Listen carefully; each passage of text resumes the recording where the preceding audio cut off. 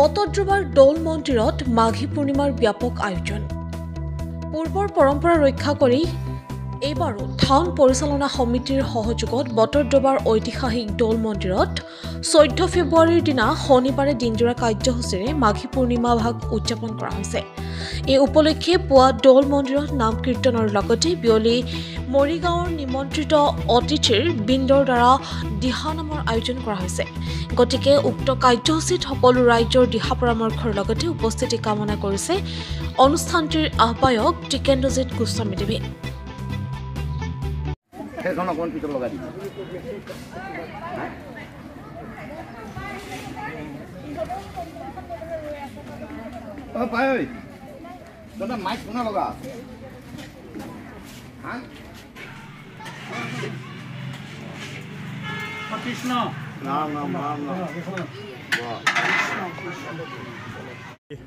আমাৰ বিগত বৰ্ষবোৰৰ দৰে এই বছৰো বটদ্ৰৱাৰ টাউন পৰিচালনা সমিতিৰ সৌজন্যত পবিত্ৰ মাঘী পূৰ্ণিমা উৎসৱভাগী ইয়াতে আয়োজন কৰা হৈছে।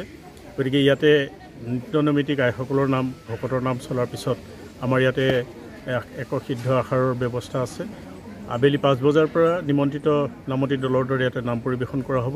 গতিকে আমি সমূহ অসমবাসী ৰাইজলৈ এই চেগতে আমি সকলোকে নিমন্ত্ৰণ জনাইছোঁ আৰু এই উৎসৱভাগী যাতে সকলোৱে পাৰ হৈ যায় তাৰ কাৰণে ভগৱন্তৰ ওচৰত আমি কৃপা ভিক্ষা মাগিছোঁ।